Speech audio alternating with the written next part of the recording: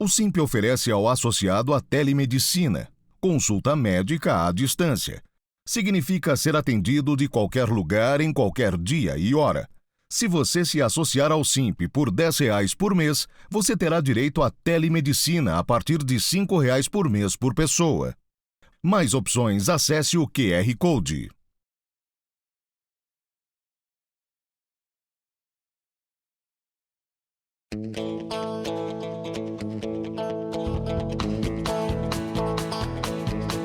Começa agora o programa Hora e a Vez da Pequena Empresa, sempre levando para você muitas informações e atrações. Confira! O advogado Marcos Tavares Leite comentando sobre a manutenção pela Comissão de Assuntos Econômicos de recursos ao PRONAMP, Programa Nacional de Apoio às Microempresas e Empresas de Pequeno Porte, criado em 2020. O economista Otto Nogami explicando o que é inflação climática e como esse acontecimento reflete e impacta na atividade econômica. O advogado tributarista Mário Franco falando sobre alguns importantes temas do direito tributário. E nesta semana, o presidente do Simp, Joseph Cury, recebe o doutor em Direito Empresarial Rodrigo Sayeg. Fique conosco!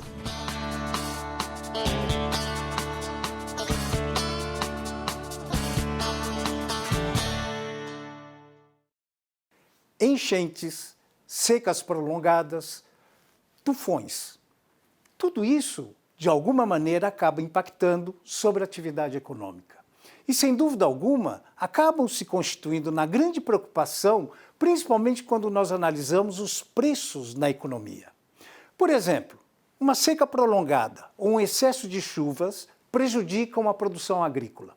E à medida que o nosso país é um grande produtor de grãos, principalmente, e levando-se em conta que esses grãos fazem parte da matéria-prima ou de bens intermediários na indústria, nos mais diferentes setores, isso acaba impactando sobre os preços, seja na condição de produto final, seja na condição de bens intermediários. Secas prolongadas afetam os nossos reservatórios, afetam a quantidade de água dos nossos rios, e isso acaba prejudicando dois setores importantes da economia. Afeta a capacidade de geração de energia elétrica, acaba impactando sobre o transporte fluvial. E tudo isso, sem dúvida alguma, acaba impactando também sobre os preços. E, à medida que nós temos, então, grandes eventos climáticos como furacões, ciclones, isso pode, inclusive, prejudicar o comércio internacional. E aí, à medida que ele afeta o comércio internacional, pode afetar também toda uma cadeia de suprimentos. Cadeia de suprimentos que também, mais uma vez, acaba impactando sobre os preços na economia.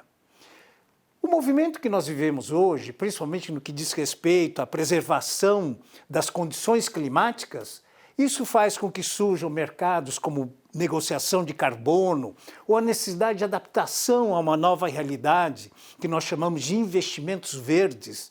Tudo isso, naturalmente, claro, no sentido de poder preservar a natureza, por outro lado, ele também acaba criando um problema sobre os preços na economia. Então vejam, todo esse conjunto de eventos que ultrapassam a previsibilidade acabam se constituindo, de alguma maneira, num fenômeno novo.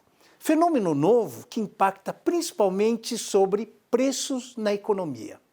E aí, é claro, cabe destacar que a grande preocupação de um governo ou de uma sociedade, sem dúvida alguma, diz respeito à inflação, ou seja, à elevação generalizada dos preços da economia, que, tradicionalmente, estavam diretamente relacionados a esse desequilíbrio entre demanda e oferta, com relação a custos de produção, ou então, por efeitos de uma política monetária mal executada.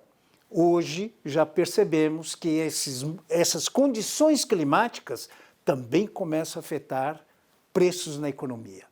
Dessa forma, temos um novo tipo de inflação, que nós podemos chamar de inflação climática. Condições que estão muito além da capacidade de controle dos próprios governos, coisa da natureza.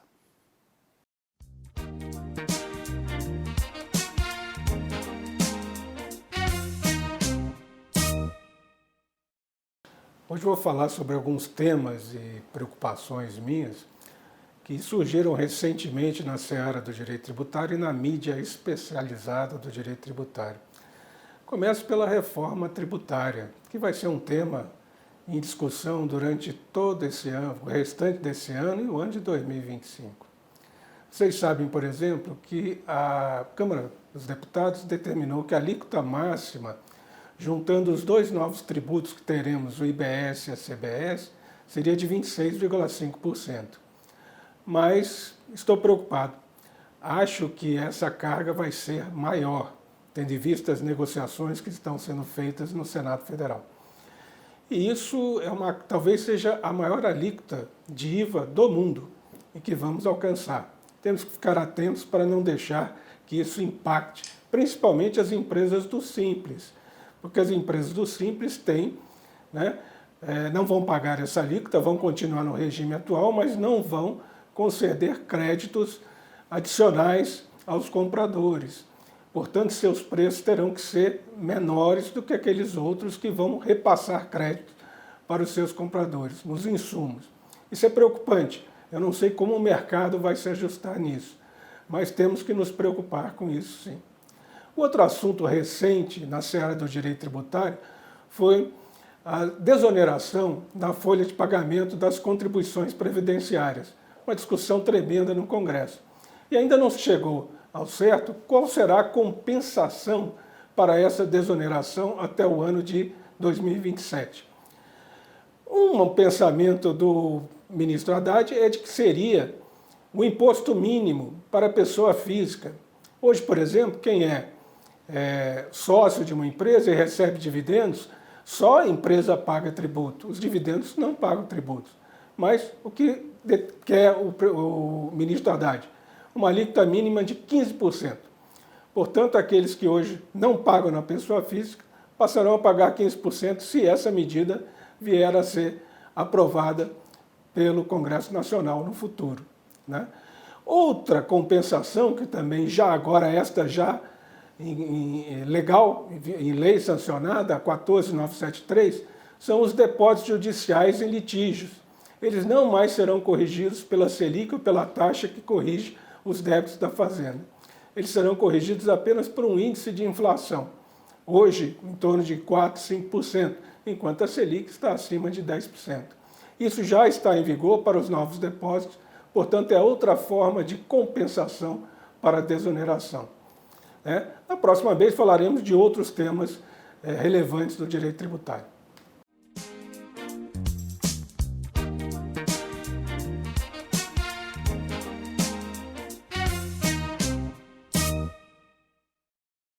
No dia 15 de outubro, foi aprovado na Comissão de Assuntos Econômicos do Senado Federal um projeto de lei, na verdade, um substitutivo ao projeto de lei sobre a relatoria do senador Laércio Oliveira, que garante a manutenção de recursos ao PRONAMP, o Programa Nacional para Micro e Pequenas Empresas, criado em 2020 por conta da pandemia de Covid-19, procurando dar um auxílio maior a microempresas e empresas de pequeno porte, e em 2021 se tornou permanente. Todavia, existia uma previsão de parar de encaminhar fundos ou a manutenção de fundos para o PRONAMP a partir de 2025, o que poderia tornar, portanto, inviável a continuidade desse programa, muito importante para microempresas e empresas de pequeno porte, pois lhe concede a possibilidade de acesso a créditos em condições diferenciadas, tanto de prazo como em relação a juros. Com isso, agora aprovado o substitutivo no Senado Federal, na Comissão de Assuntos Econômicos, ele pode, se houver algum recurso, ir ao plenário do Senado, ou então já está em condições de diretamente retornar à Câmara dos Deputados, pois é um substitutivo que altera aquilo que havia sido aprovado nessa Casa dos Deputados. Então, volta para a Câmara, para uma análise daquilo que foi aprovado como substitutivo e esperamos que ela simplesmente ratifique, mantenha o substitutivo da lavra do senador Laércio Oliveira, garantindo a manutenção de recursos ao PRONAMP. Essa esse Programa Nacional de Apoio a Microempresas e Empresas de Pequeno Porte, que viabiliza acesso, viabiliza que elas destinem, através de um mecanismo mais simples, recursos para investimento em tecnologia, em informação, na sua atividade produtiva, para que elas continuem uma atividade formal, gerando emprego e renda a toda a nação.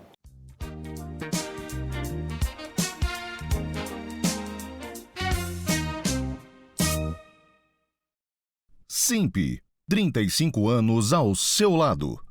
O Simp cresceu e hoje estamos presentes nos 27 estados da federação, sempre na defesa do MEI, da micro e da pequena empresa. Venha você também fazer parte dessa história. Simp, 35 anos ao seu lado. Entrevista da semana. Nosso convidado de hoje é o Dr. Rodrigo Sayeg, doutor em Direito Empresarial. É um prazer tê-lo conosco. Cúrio, uma honra estar aqui com vocês aqui do Simp. Para mim é uma enorme satisfação. E o tema de hoje é uma alegria também estar podendo discutir aqui. Prazer é nosso tê-lo conosco. O senhor fez várias análises sobre o projeto de lei hoje do Código Civil. Nos conta um pouquinho a respeito. Então, esse projeto de lei do Código Civil, ele veio para atualizar o Código Civil de 2002, justamente para adequar ele às relações modernas, seja na área da internet, a questão do direito da personalidade, as evoluções que a sociedade civil veio tendo ao longo desses 20 anos, desde o nosso Código Civil de 2002. Então, trata-se de um projeto feito por notáveis juristas, capitaneado pelo ministro Salomão e pela desembargadora doutora Nery, justamente nesse sentido de tentar dar uma atualizada no Código Civil de 2002 para se adequar à nossa realidade atual. Sim. Existem várias considerações que você gostaria de externar. Quais são? Então, é uma questão que eu acho super interessante, até mesmo sobre o momento do Código, que é muito intrigante, especialmente nesse momento da gente estar em sociedade, até pela perspectiva e pela movimentação e velocidade que as coisas mudam, né, Curi? Sim. Mas tem certas regras que parece que já estão ficando, não ultrapassadas, mas que o tempo está já mudando a nossa própria concepção social. Por exemplo, a gente está discutindo a inclusão dessa nova realidade virtual no Código Civil. Tem um capítulo próprio para as relações no âmbito e no espaço digital. Só que daqui a pouco esse espaço digital vai mudar. Metaverso, inteligência artificial, realidade virtual, a evolução da proteção de dados, como é que vai ficar, o uso de softwares de reconhecimento facial e essas novas tecnologias que vão surgindo, como é que fica dentro dessa nova ideia do Código Civil que já está posta. Por exemplo, um caso muito curioso, o professor Ronaldo Alves Andrade, que ele fala uma frase que eu nunca vou esquecer, que o direito à privacidade está sumindo. O que a gente tem é o direito à intimidade dos nossos próprios pensamentos e olhe lá, isso até alguém ver no futuro como vai ser. Sim. Só que será que está mesmo? Como é que está a nossa nova realidade, de acordo com essas novas regras e essa nova situação de direitos clássicos, de direitos que sempre existiram, que sempre foram inerentes ao ser humano? Como compatibilizar tudo isso? Esse foi o grande desafio dessa comissão de notáveis. Como compatibilizar todo esse espectro de informações, direitos, garantias, regras, inovações sociais, inovações tecnológicas e novos conceitos de como o ser humano enxerga a sociedade brasileira e como a sociedade brasileira enxerga como as relações econômicas e sociais devem ser. Tudo isso dentro de um projeto de lei. Tá, mas quais são as considerações específicas que estão te preocupando nesse momento? Uma coisa que, assim como todo o projeto, e até uma questão de mesmo, não no sentido negativo, mas no sentido de construtivo da palavra. Claro. Ele carrega um certo peso. E quando a gente coloca certos e determinados conceitos abstratos na lei, que não será interpretado exclusivamente por aquela comissão de notáveis ou pelos ciclos da mais alta academia de direito, você cria uma insegurança. Sim. Te contar uma história, Cury, se me permitir. Faz um tempo já, foi quando os Estados Unidos virou Estados Unidos. Sim. Logo em seguida da independência americana, em 1790, começaram a se fazer as primeiras leis federais dos Estados Unidos. E quem redigiu essas leis foi o próprio Thomas Jefferson, que, para aqueles para aqueles que nos acompanham aqui e não sabem, foi quem escreveu a Constituição norte-americana. Então, ele escreveu a Constituição norte-americana e ele escreveu as leis, presume-se, de acordo com a Constituição norte-americana. Primeiro caso importante que se sobe à Suprema Corte, que vai definir justamente o poder da Suprema Corte declarar uma lei inconstitucional, ou seja, não compatível com a Constituição, é justamente uma lei que o próprio Thomas Jefferson escreveu. É uma questão de insegurança natural do próprio direito, porque o direito ele é interpretado pelas pessoas e por aqueles operadores de direito. Às vezes, uma violação de direito não é a mesma para mim que é para você, Cury, ou para quem nos assiste. Por exemplo, é uma brincadeira que eu escutei de um outro professor meu, este corintiano roxo, que brincava falando, se você falar para um palmeirense que o Palmeiras não tem mundial, é uma violação. Se você falar isso para o corintiano, é um fato. É uma questão de perspectiva. Na verdade, o que você está colocando é que você espera que no Congresso Nacional haja uma consulta à sociedade, Isso. que haja audiências públicas. Isso. Porque você tem algumas preocupações claras. Isso, por exemplo, um exemplo prático do Código. Sim. No artigo 927B, que é uma inclusão nova do Código, Sim. quando ele vai definir o que é responsabilidade civil, Sim. que é justamente aquela responsabilidade de você reparar um dano causado por uma conduta sua, ele cria uma hipótese de responsabilidade objetiva, ou seja, uma responsabilidade que não se analisa a culpa, na qual você pode responder objetivamente se sua atividade for de risco. Agora, define o que é risco. Não está definido. Não está definido. Ou seja, o ministro Salomão, que é um homem brilhante, desembargador, os juristas, etc., presumiram que aquele conceito está solidificado e que todos os juízes devem julgar de acordo com esse conceito, que não é um conceito que está claro por escrito, é isso? E esse é o maior problema de fazer qualquer lei. Essa é a tua preocupação? Essa é a minha preocupação. É isso que, se houver audiência pública, você vai lá para defender esses pontos que precisam ser agregados. Exato. Não é que tem que ser modificados, mas agregados por esses brilhantes juristas e ao ministro Salomão, que merece todo o nosso respeito e consideração, tal qual os juristas e a desembargadora também. É isso? É isso, a ideia mesmo, dentro desse debate social, até para saber quais são os limites. Para entender o que significa. Porque o maior problema de fazer uma lei, o maior desafio de fazer uma lei, é que não é impossível você colocar no papel todas as possíveis relações sociais do ser humano. Claro. Inclusive, o trabalho hercúleo que essa comissão de notáveis fez é maravilhoso. Só que gera essas dúvidas. Por exemplo, uma outra consideração importante.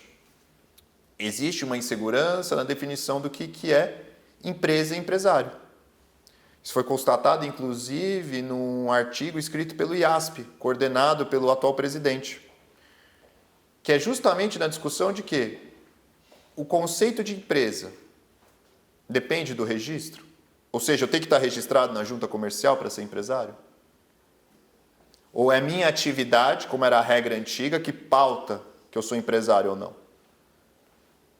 Outra regra, outra consideração. Lá fala de transferência de riquezas, circulação de riquezas na definição de o que é empresa. Mas geração não está. Geração de riquezas não é não é uma coisa típica da atividade empresarial? Teoricamente, sim. E esse que é o problema. Então tirou por quê? Porque toda retirada de termo e toda não inclusão tem tanto efeito, é tão importante quanto toda inclusão. Então significa o quê? O que essa não inclusão significa? Existe uma abordagem a ser analisada?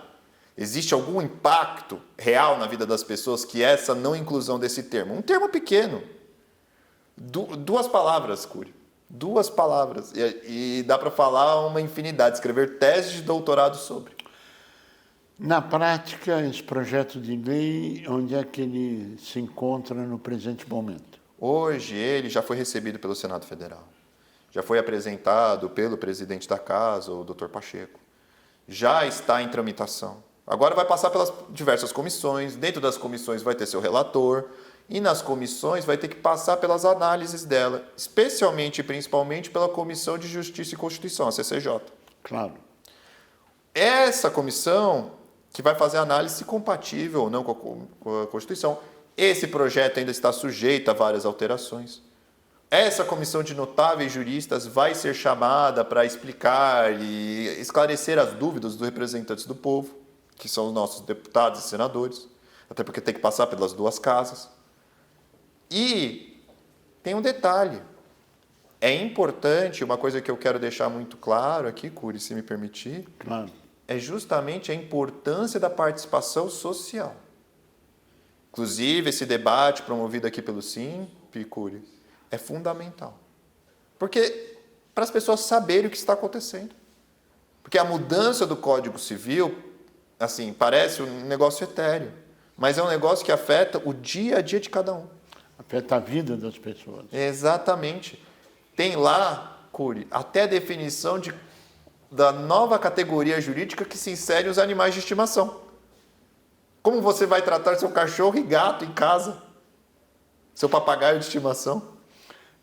Quando a sociedade evolui, a legislação sempre vem atrás da mudança social já realizada.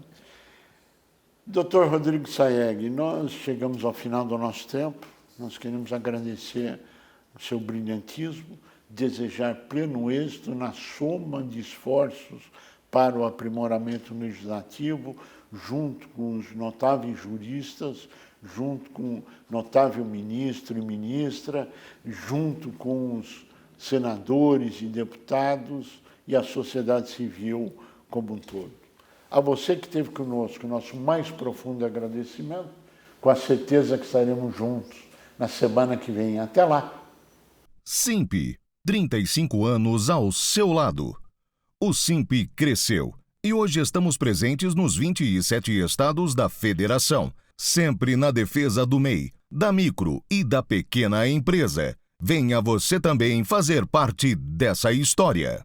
SIMP, 35 anos ao seu lado.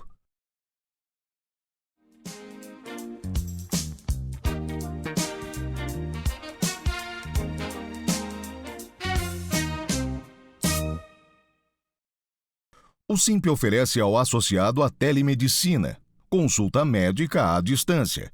Significa ser atendido de qualquer lugar, em qualquer dia e hora.